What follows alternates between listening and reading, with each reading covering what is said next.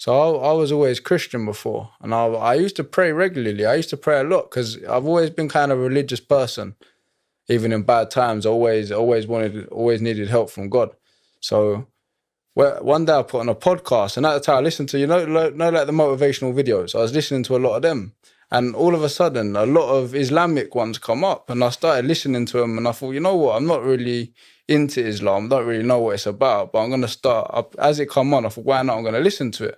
So my feed was just, in the end, full of Islam. And it was an hour and a half drive over to Harlow. Every day I used to go there and back. So that's 3 hours a day worth of driving. Yeah. So all I had the time to do was listen to podcasts. But I didn't, it started off with not like normal podcasts, not Islamic ones. But then one come in and then I was like, I like that. I want to listen to a bit more. So I just ended up listening to so many Islamic podcasts, and it just made sense in it. The Mufti Menk, Zakir Naik. Zakir Naik, loads of them. So I started listening to the podcast and whatnot, and they started saying that like Allah is like, it's one God. Muslims worship one God, and the meaning of Islam means submission to one God. And I didn't realise that at the time. I thought just Islam was just a crazy word for a whole different religion. I was like, Islam's a complete different religion, like a crazy religion. Like, I don't know about it. But when they started saying Islam was submission to one God, I was like, when I go to pray, sometimes I'm praying to Jesus. I'm like, oh, please, Jesus, can I have this? Please, God, can I have this? I'm like, who am I praying to? I thought, who am I praying to? So when the whole Islam thing, I started, when it made sense to pray to one God. So then I was driving back from Harlow in a boxing gym one day, driving past the mosque. So one day I said, I want to go in there today, but I don't know how to take my shahada. So I rang up the man on the phone and I said, I want to become Muslim. How do I do it? He said, well, you're going to have to come in, you're going to have to take your shahada. So it was I was nervous. I was like, oh, I've never... You rang who? I spoke to him. I rang up the mosque. Office. I rang up the reception office. I don't know how to become a Muslim. What do I do? He said, come in there and you're going to have to take your shahada. And I was like, all right, I'll come in and we'll see what it's all about. So I come in, I met you, and I think it was it Muhammad? Muhammad. Yeah. So and Muhammad as well. So I come in, took my shahada, but I'd never been in a mosque before. So I didn't know where to go, what to do. Yeah, that was your first time in a mosque as well? Yeah. First time in a mosque ever. Never been in a mosque in my life. Right. So I walked in, but I said, today's the day I got to do it. So I parked in the Shell garage, pouring down with rain, got a parking ticket the same day. Oh, that's what I said. It was a bad day. That was bad day, but come in, took my shahada, and it was kind of, as soon as I took it, it was relief for all the things that in life that I feel like I've done wrong, for all the bad times. I just felt when I took my shahada, it was a sense of relief taken off my shoulders. And then I didn't actually realise until I started getting into Islam how much the brotherhood and all the other things. As I come out of the room after taking shahada, I think you told everyone that someone just took their shahada. So I had people coming up to me saying, "Oh, Assalamu alaikum," like mashallah. And at the time I was like, what don't know what it is. I was like, thank you. I said thank you about 100 times that day. I didn't know what to say back to that. I just thought I didn't know what they were saying. Yeah. So it's kind of like, I was just saying thank you to everyone. But then I went outside, I got given a Quran, a prayer mat, and a few books to read into Islam and whatever. The man took me to the shop, and it was kind of like crazy. The whole time I've been a Christian, the whole time I've been, like when I go to church as a Christian, people, I'm not sure about all churches, but people used to look at me when I used to go in there like, oh, the new boy on the block. When you walk into a mosque, you go and pray together.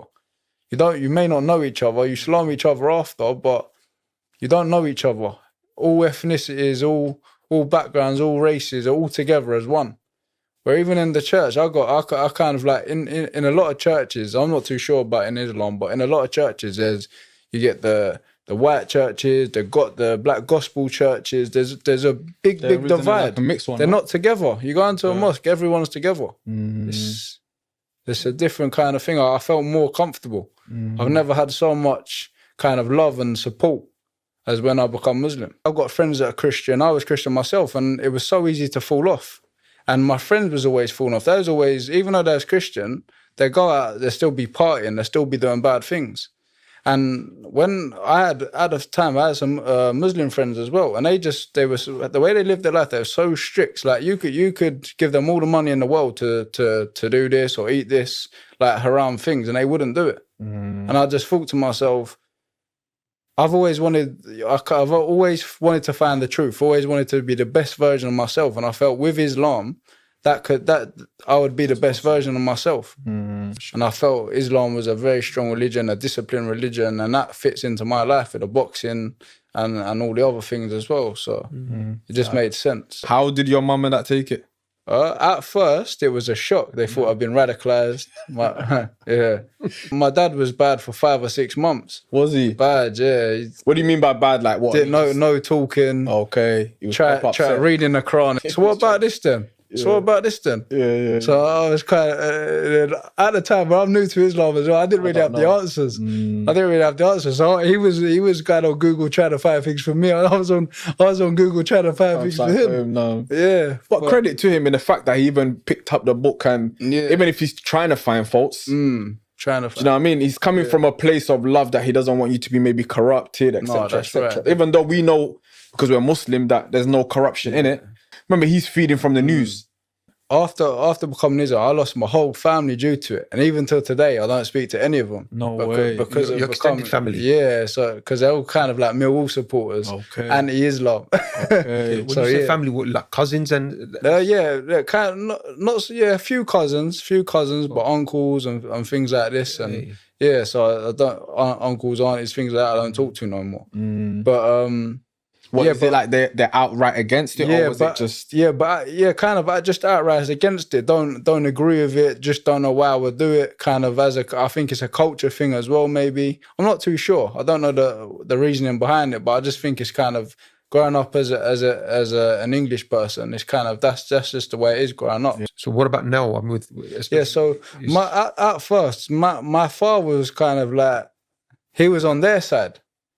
But then after time, they started seeing me how I was changing and they thought it would just be something that would last 2 weeks or say like a phase or something. Yeah.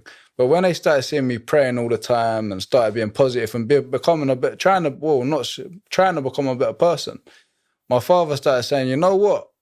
I ain't listening to the family no more. I can see he's trying to be a better person. It's made him a better person. My mother's the same. She's got friends that are Muslim. She started, now I'm Muslim. It's kind of, even my dad's got Albanian friends at work. Yeah. And they're like, oh, how's your son going to the mosque? And he started realize it's a good thing. There's a brotherhood going on. And it's like, they ask, is he fasting for Ramadan and things like that? And my dad's like, he's all into it now.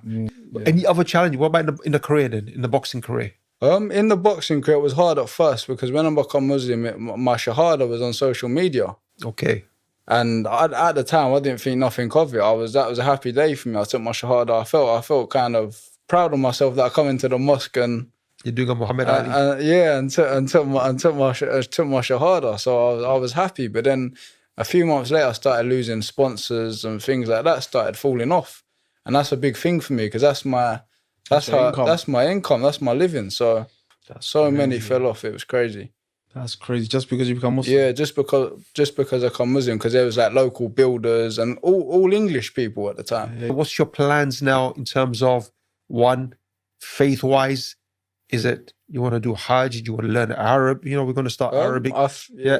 And also boxing. My next stage, I wanted to start learning Arabic. And I know that's going to be a struggle for me because obviously even reading the Quran at first was hard. I can read all right, but I've never really been to school. I never had no education, basic education. So for learning for me, I've always had learning difficulties. So I thought, it's going to be hard. But inshallah, I'm going to start learning. And I'm hopefully can learn Arabic. So in the prayers, I have some understanding what they say. Inshallah, yeah. That's key, akhi. Because I understand what I'm saying in my prayers because I've read them. But sometimes they say other prayers that I don't know, and I'm like you're listening to it. Even when I put on the Quran on the radio and I'm listening, like I've got one friend, Algerian, Khalid. He's come over to England. He listens to it and he's like, they're saying this and he's saying that. I have no idea what's going on. I have no idea. I'm just listening to it like it's music. But that's the next stage, inshallah. Yeah, the next day. So boxing wise, you said you've got a fight coming up. Was it an intercontinental fight? Intercontinental fight, yeah. So what I'm going to do now is I'm just going to get back to training back in Liverpool. I had a little problem for a while. I had a hand injury. It's a nightmare with boxing. There's always something. But